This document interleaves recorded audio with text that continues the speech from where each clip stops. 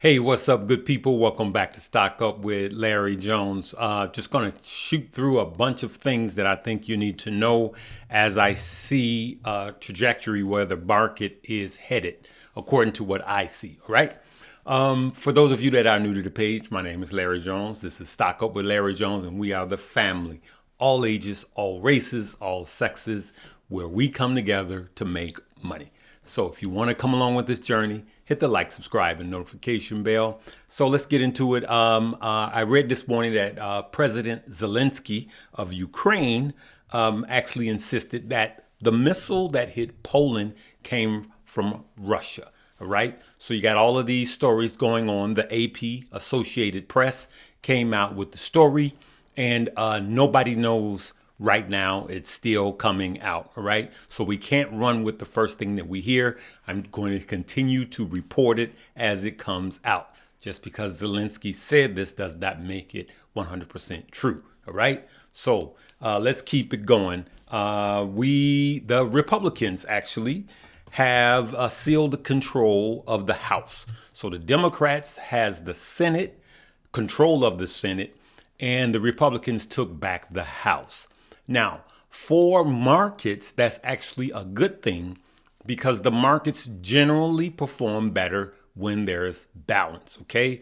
And so let's see how that happens. But I think that Tuesday's announcement kind of took the wind out of it. Remember, the market does not like surprises, and the market does not like not knowing. The market likes to know because the market is forward looking. Okay.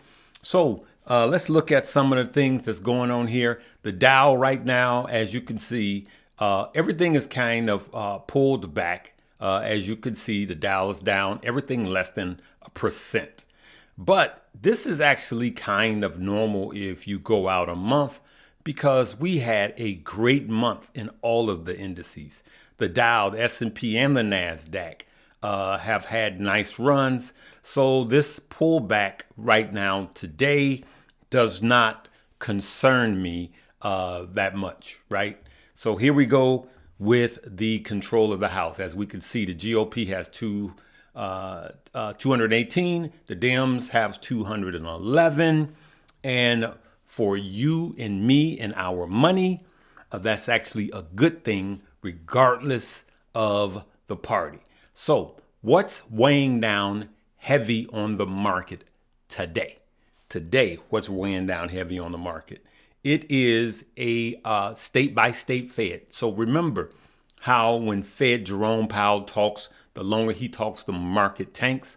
Now you have these state-by-state Feds coming out, and they are sounding hawkish That he presents, and you can see there where the funds rate is now in that 3.75 to 4% range. Let me back that up. Sorry, good people. Let's start right here. This morning to warm Barry Sternlicht's heart, Fed's St. Louis President Jim Bullard saying the policy rate is not yet, quote, sufficiently restrictive.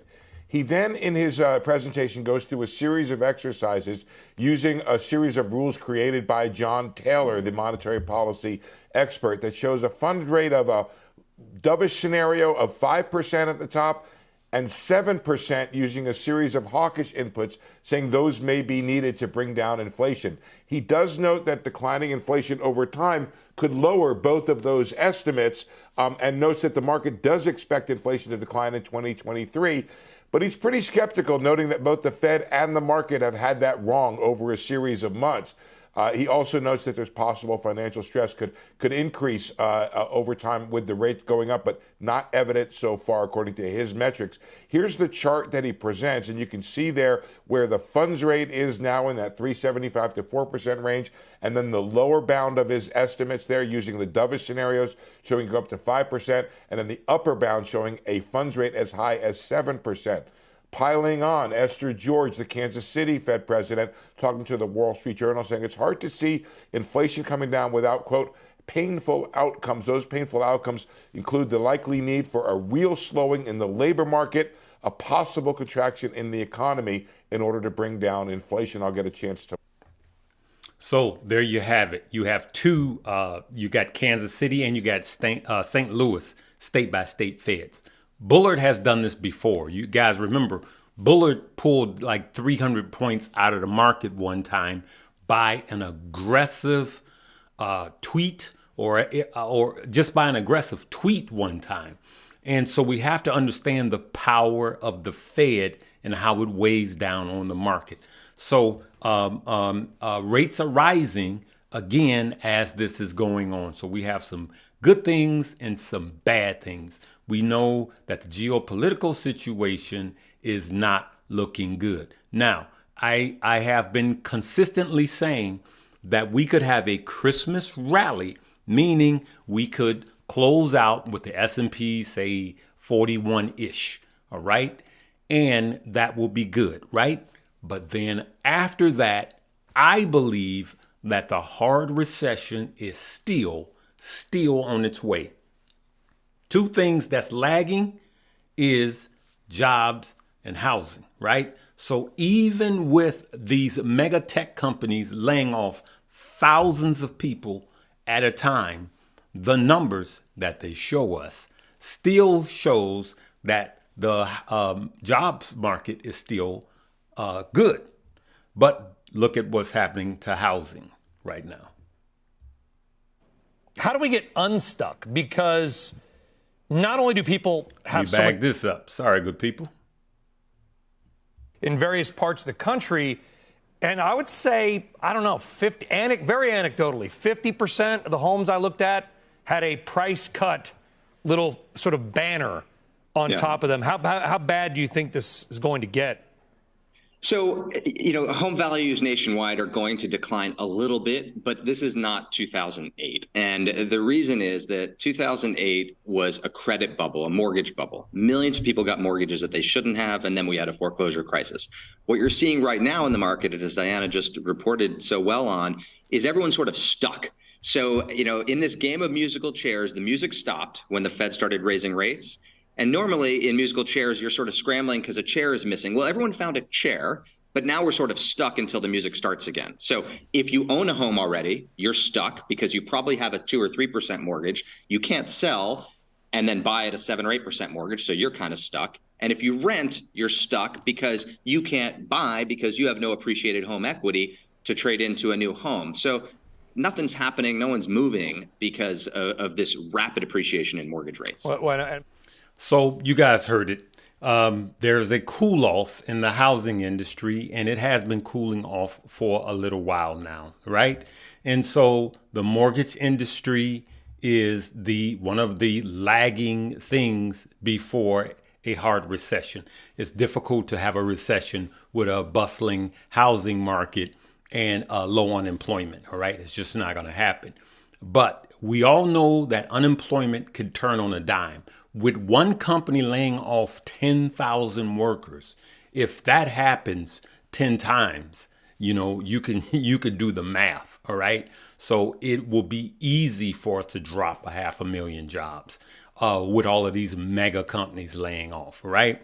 And so it happens really quick. So the housing is cooling off, but I absolutely agree with him, and I am not with the herd that keeps saying that this is going to be just as bad or worse than 2008. It's not.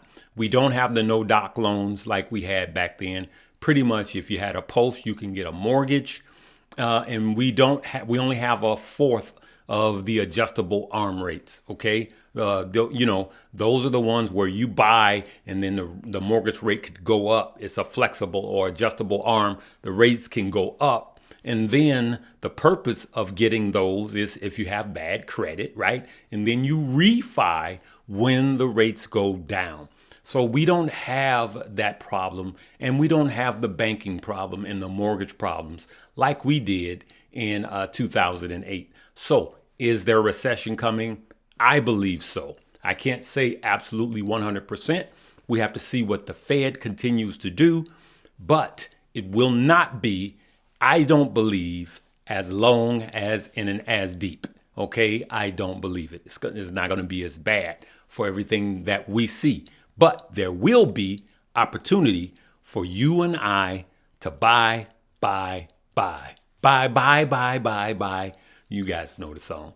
And so What are we doing? We are cashing up. And if you are going to join the family, what we're doing is we're cashing up right here in Moo. I just got cash in Moo, and we are going to look for some great opportunities, some value plays. You could see your deposits and the free things. Actually, if you deposit $1,000, you get 15 free stock and $60,000 sweepstakes. Okay. And so if you're going to hold your money somewhere, why not hold it where they're going to give you some free stuff, right? And it really doesn't matter what you're going to do with your money at the end. At least you get the free stuff, right? So at least start by with $100. So what we're going to do is we're going to look for value stock, okay? Value stock. So, one I have my eye on, actually, Taiwan Semiconductor. I'm actually looking at. I'm kind of eyeing that one. Because these are going to be long-term plays. I'm not swing trading these. These are going to be ones that have great PEs like Taiwan does. And we're going to look for other ones like that. And we're going to start building our positions out here in the Moo app. Okay, so join the family. And if you have a couple of brokers already and you don't need it, then you still join us with whatever broker you have. But I suggest to have at least 3 brokers, and for different reasons. Okay, I got one for swing, I got one for DCA, and I got one for dip buying. And it's just easier to maintain and manage rather than looking at one app and seeing 100 different stocks. You're not going to be able to manage it that way. All right, good people. So make sure you check out the links below. Leave me a comment. What do you think? Do you think we are going to have a recession in 2023? Just leave me, you can tell me why and leave me a yes or no. All right, good people. We'll see you later. Make sure you check out those links. Live, love, laugh, and learn.